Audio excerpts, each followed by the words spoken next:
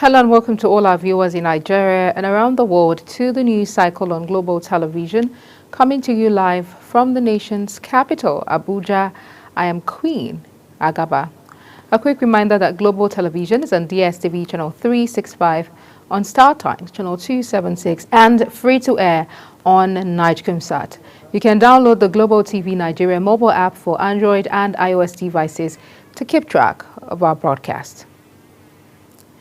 President Bola Tinubu has met with Lagos State Governor Babajide Sanwo-Olu at the president's private residence in Ikoyi, Lagos. Governor Sanwo-Olu arrived in company of members of the Governance Advisory Council, a key political body within Lagos State chapter of the All Progressives Congress APC. Kike Lamo-Okere has details. The Governance Advisory Council is regarded as the apex decision-making organ of the APC in Lagos, playing a crucial role in shaping the state's political landscape. In an interview with journalists after the meeting, Sanwo-Olu said the meeting is an occasion to pray with the president, offer well wishes, and reaffirm support acknowledging Tinubu's leadership over the past 2 years. He concluded by reaffirming his loyalty that the council to President Tinubu and the APC, underscoring their commitment to unity ahead of the upcoming local government elections. We all came around to felicitate with him, to pray with him, to wish him well, to say to him that Lagosians and everyone is happy with him, that we can feel, we can see the impacts of what he has done in the last 2 years. And so to wish him well and to continue to say that he has our best wishes at all times. He highlighted key achievements attributed to President's backing, including the launch of new Blue Line train stations in Lagos, made possible through federal support, and a recent reduction of fuel and food prices. Coincidentally, if I dare say today, for us in Lagos in particular, nothing beyond the fact that he was very happy to see us, extremely very happy to see us. He was very excited that we are one big happy family, and we are not divided in any form, and we all honestly also pledge our full loyalty to him, to his government, to as our leader, as our father, and it was unanimous. And he's charged us to ensure that the forthcoming local government election, which, we're all, that we should all go and do our very best. Addressing planned protests scheduled for June 12 by some groups, the governor described them as baseless. Samuel Odi for Global Television News. The Governance Advisory Council is regarded as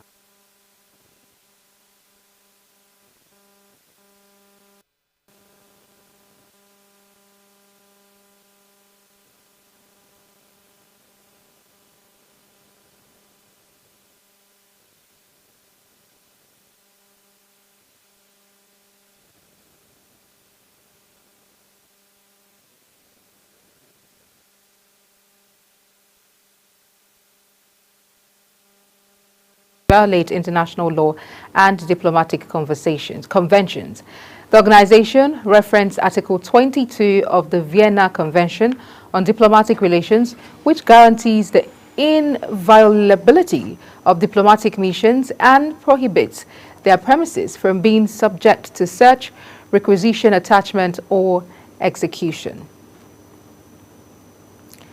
The Oni of Ife, Enito Ogunwusi Ojaja II, has applauded President Bola Tinubu's plan to deploy forest guards to secure the nation's ungoverned spaces. The royal father, who gave this commendation while speaking with State House journalists after paying a courtesy visit on President Tinubu at his Ikoyi residence in Lagos, assured that traditional rulers will do everything necessary to partner with the federal government to ensure that the plans succeed in securing local communities across the country. Godwin Sunday reports. The Ooni of Ife, Enitan Ogunwusi Ojaja II, expressed optimism about the Tinubu's administration effort, praising the proposed restructuring of the forest guard system as a critical step towards lasting peace and investors' confidence. He also hailed the president's economic reforms, which he said will reposition Nigeria on the global stage, just as he backed the administration's newly proposed Forest Guard security structure. The current administration is addressing it, which is the area of security. We're very happy with the Forest Guard structure and another platform to bring in more police force for the Forest Guard to continue to comb the entire forest, both in the north and in the south. So once security can be addressed, there is a good platform for investment to flow to Nigeria now. One area that Mr. President is addressing now, and I discussed with him too, is area of security. So he's on top. Let's keep praying for him. Another respected traditional ruler, the Alake of Egbaland, Oba Michael Adedotun Aremo Gbadebo, also paid homage to the president in Lagos. Godwin Sunday, reporting for Global Television News. The Senior Special Assistant to President Bola Tinubu on Public Affairs, Aliyu Audu, has resigned his position. In a one-page letter dated June 8 and routed through the President's Chief of Staff, Audu says he formally tendered his resignation effective immediately. He thanked the President for the opportunity to serve his fatherland under the President's leadership and praised former presidential spokesman Ajuri Ngelale, whose recommendation he noted led to his nomination on August 26, 2023. A former Senate Chief Whip, Senator Ali Ndume, has alleged that presidential aides who are meant to assist President Bola Tinubu are deceiving him on national issues, insisting that some of them are damaging to the president's image, claiming that the government has been hijacked by those he described as kleptocrats.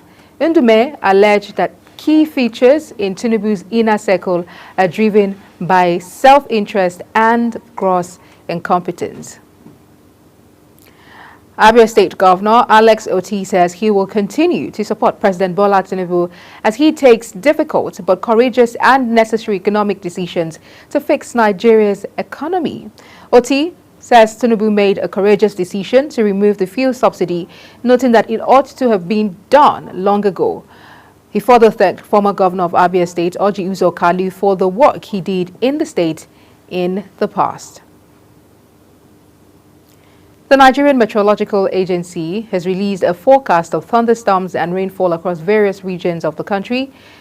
The weather update by the agency predicted moderate rain in parts of Taraba and Adamawa in the northern region.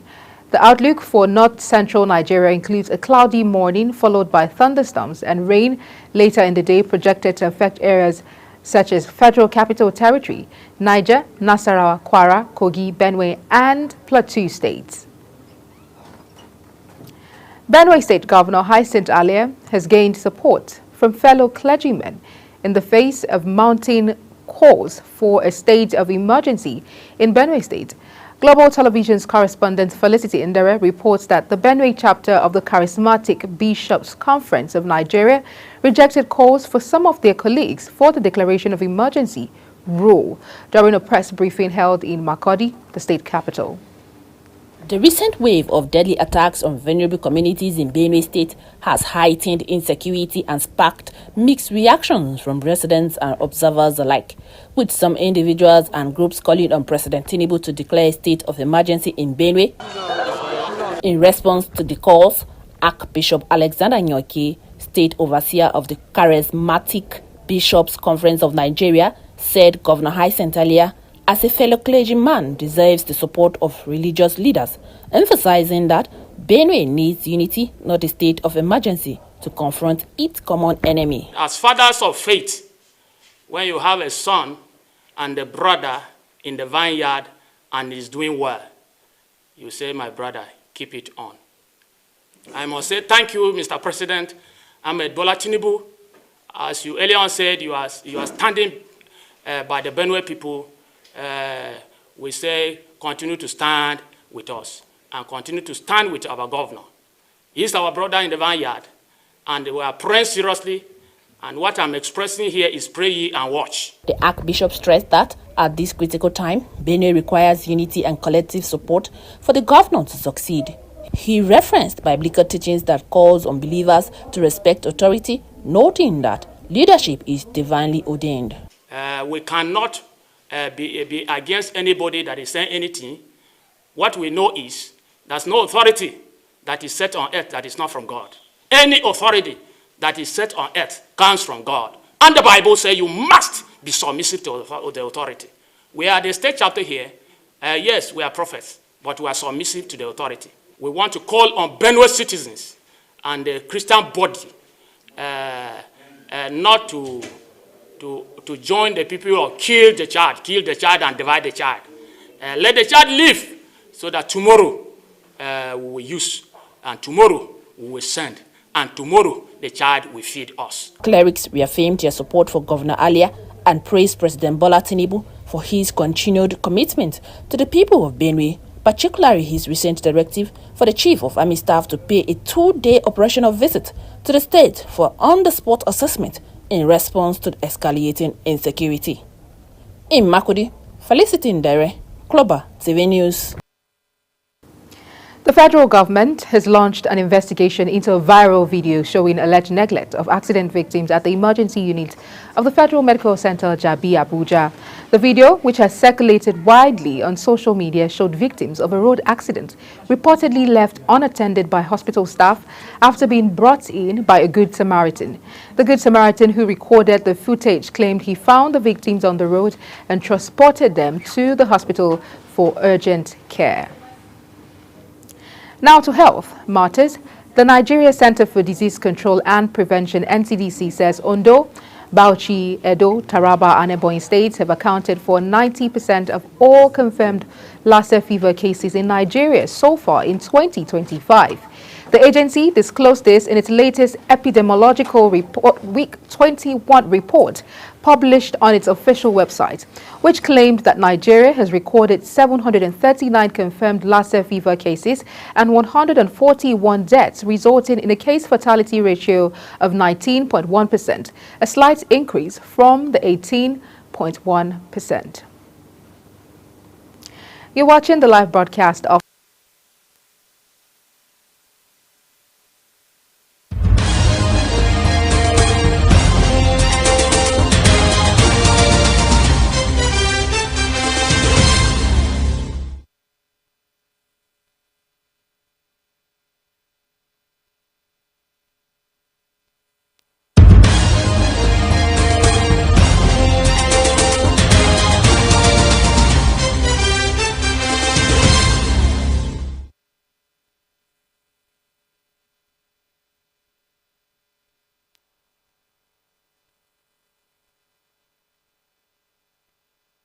Many thanks for staying with us. In business, Lagos State Government says the journey time on the Lagos Blue Rail line from Marina to Mile 2, which is 18 minutes currently, will now take about 9 to 10 minutes to complete alongside reduced fare.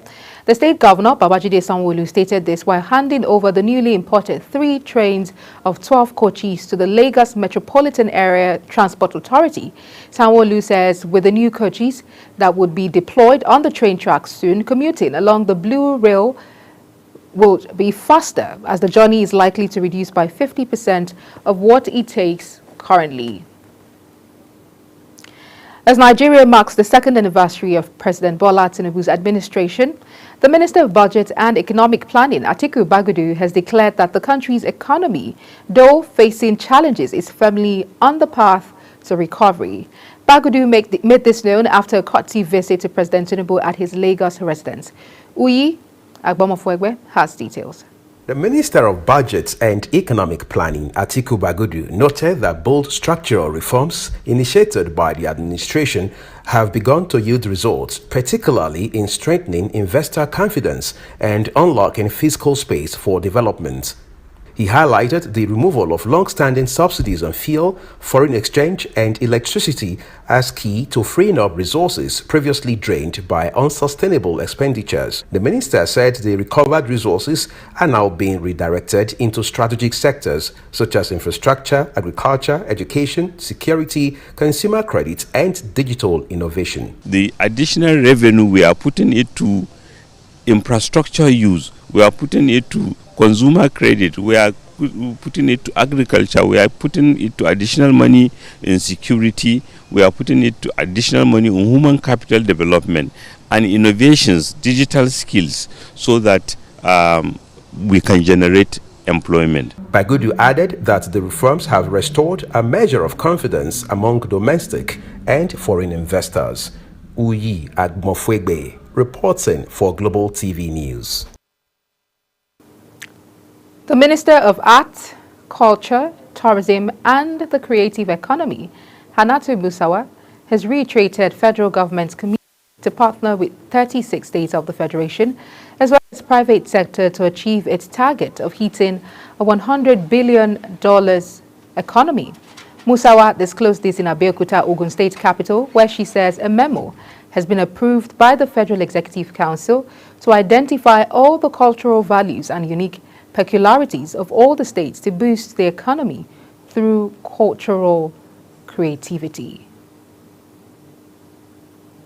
The United States and China are to sit down at the negotiating table in London to attempt to preserve a fragile truce on trade despite simmering tensions. President Donald Trump says Treasury Secretary Scott Bessent, Commerce Secretary Howard Lutnick, and Trade Representative Jamieson Greer are leading the U.S. delegation.